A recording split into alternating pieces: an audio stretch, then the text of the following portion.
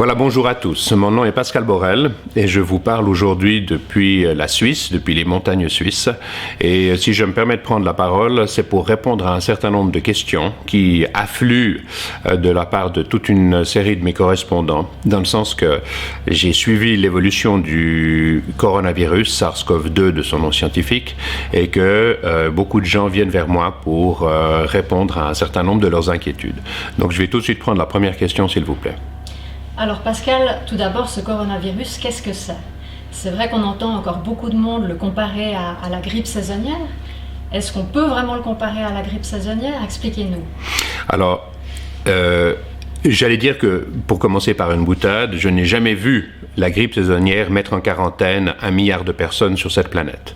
Je n'ai jamais vu la grippe saisonnière provoquer des morts par milliers, comme le fait le SARS-CoV-2, donc le coronavirus. Je m'explique. La grippe saisonnière tue en moyenne 0,1% des patients atteints, des malades atteints. Le SARS-CoV-2, donc le coronavirus, va tuer au mieux 0,8% des personnes contaminées dans le cadre par exemple de la Corée du Sud, on est entre 0,8 et 0,9, mais je rappelle qu'en Italie à l'heure actuelle on est plutôt à 9%, un peu plus de 9%.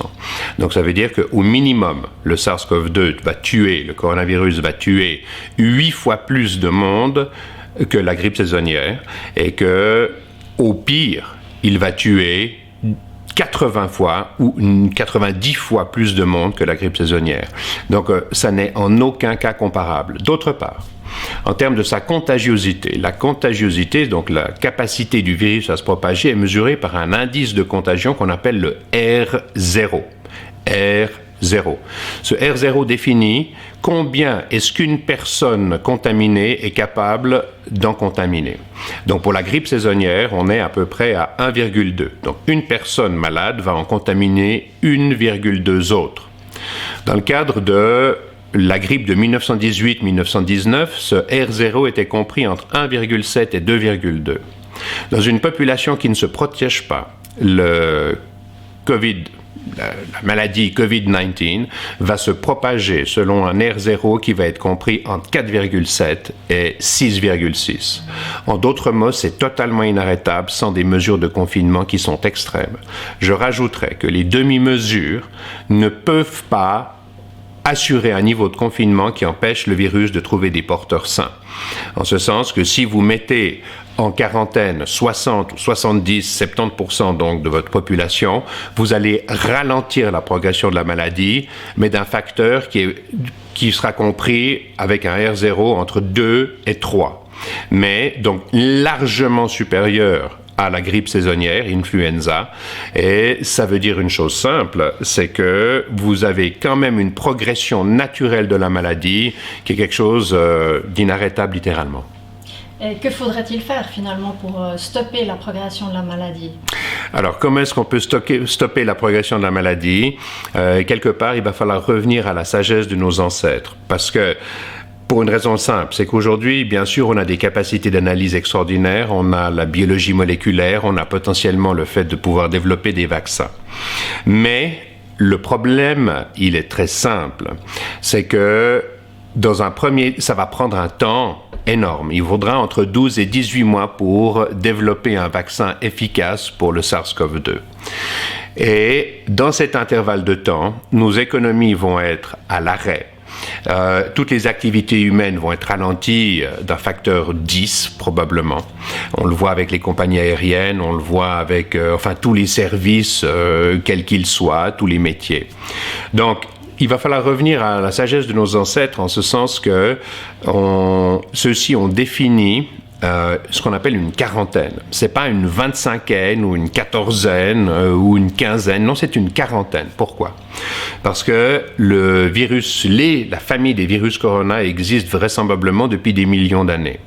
Et nos ancêtres qui n'avaient pas les moyens d'investigation scientifique qu'on a aujourd'hui, mais qui avaient un sens de l'observation qui était certainement aussi bon, si ce n'est meilleur que le nôtre, puisque c'est tout ce qu'ils avaient constaté que, et c'est le cas du coronavirus, il y a une période d'incubation qui peut être de l'ordre de 5 à 7 jours, mais qui peut aller jusqu'à 20 jours de façon totalement asymptomatiques. Donc on a 20 jours avant le moment où vous aurez les premiers symptômes. Quand vous avez les premiers symptômes, il va se passer une dizaine de jours jusqu'à ce que votre immunité ait été créée et que vous soyez asymptomatique. Et ensuite, vous allez rester contagieux pendant potentiellement encore 1 ou 2 jours, peut-être 4 ou 5, donc disons 5, et vous prenez une marge de sécurité de 5 jours. Donc si mon calcul est juste, on est 20 plus 10 plus 5 plus 5, 40 jours. Donc, qu'est-ce que ça provoque, la quarantaine? Ça va empêcher le virus de trouver des porteurs sains, donc de continuer sa progression. Et c'est à peu près la seule façon dont on peut maîtriser la disparition du virus aujourd'hui, plutôt que de ralentir uniquement sa progression. Et qu'est-ce que vous pensez de la stratégie de certains pays qui consiste à laisser le virus se propager pour avoir une sorte d'immunité collective, partant du principe qu'une fois qu'on a eu la maladie, on a créé l'immunité et que voilà, la population, on est protégé en quelque sorte? Alors, merci pour la question, parce que ça va me permettre d'introduire un certain nombre de faits scientifiques. En ce sens que, aujourd'hui, le récepteur principal qui permet au SARS-CoV-2 de s'introduire à l'intérieur des cellules est un récepteur donc qui est sur votre membrane cellulaire et qui s'appelle le ACE2. Ce ACE2 donc est un des récepteurs dans lequel vient se loger la pointe protéique du virus qui sert de clé à pénétrer à l'intérieur de la membrane cellulaire pour y libérer son ARN et dupliquer les séquences protéiques qui permettront à son tour de dupliquer le matériel génétique qui va permettre la propagation du virus. Aujourd'hui, on sait de sources sûres que les récepteurs ACE2 ne sont pas les seuls à permettre au SARS-CoV-2, donc au virus corona, d'entrer dans votre cellule. Et la problématique vraisemblable qui va se présenter à nous, c'est qu'on a identifié au minimum 4 récepteurs qui permettent au SARS-CoV-2 d'entrer, nommément le CD147, le GRP78, le CD209 et le CD299. Donc, ça veut dire une chose, c'est que au moment où vous allez être touché par la première, exposition au virus, vous allez développer une immunité qui va spécifiquement être par rapport à vos récepteurs ACE2. Mais le problème, c'est la deuxième puis la troisième exposition. Parce que, à la deuxième exposition, vous allez être dans une situation où votre système immunitaire va réagir en pensant qu'il va empêcher le virus d'entrer dans la cellule. Oui, mais le virus, il y entre quand même. Par d'autres portes, par d'autres clés qu'il a à sa disposition, donc d'autres récepteurs sur votre membrane cellulaire. Et ça va engendrer une surréaction de votre système immunitaire, déclenchant ce qu'on appelle une crise de cytokine. Et cette crise de cytokine va provoquer un dérèglement majeur de tout votre système endocrinien et d'une partie de votre système enzymatique. Et ça va déclencher une réaction inflammatoire, particulièrement au niveau de vos cellules épithéliales, qui tapissent la cavité cardiaque et qu'on retrouve en grand nombre, par exemple, dans l'intestin grêle, la première partie de l'intestin après votre estomac.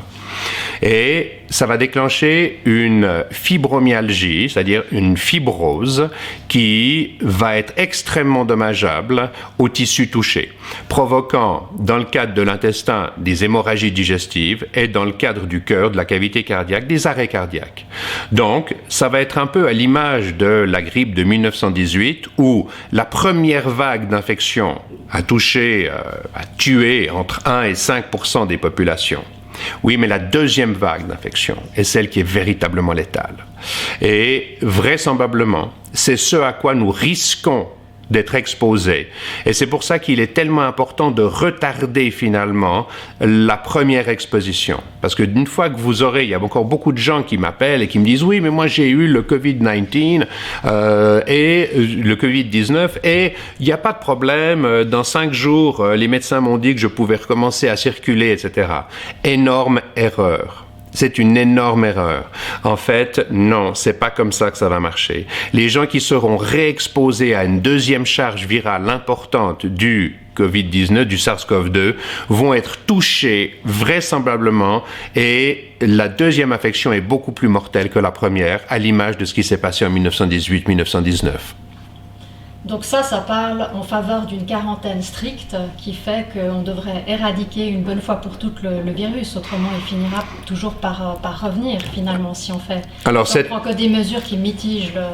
Exactement. Donc ça veut dire que les mesures actuelles, telles qu'on les voit en Suisse ou même en France, pas en Italie, je me permets de le préciser, sont des mesures dites de mitigation. C'est-à-dire qu'on va diminuer la capacité du virus de sauter d'un individu à l'autre par une certaine distanciation sociale.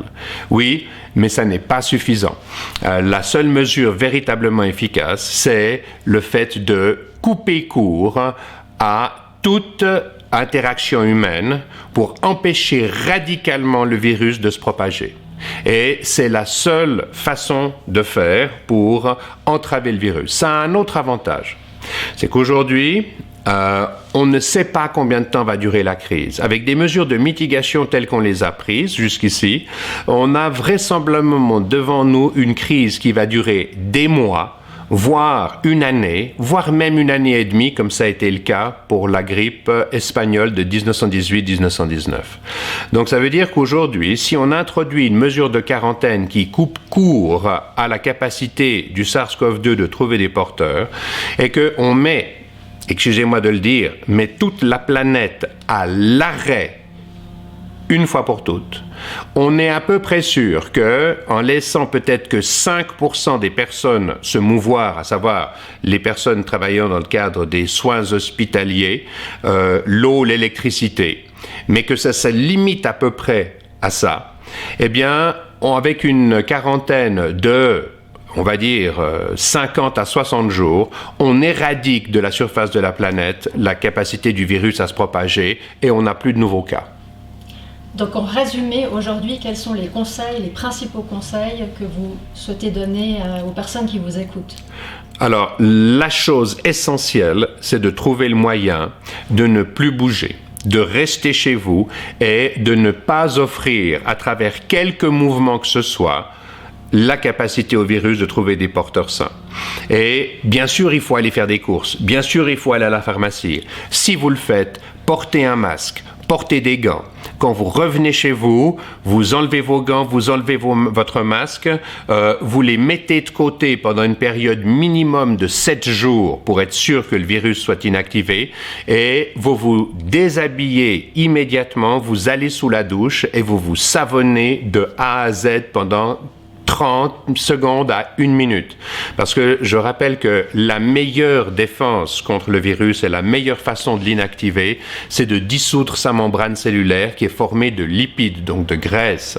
Et le savon, aujourd'hui, est encore la meilleure façon de se débarrasser de la membrane qui entoure le virus, donc l'ARN qui est contenu à l'intérieur.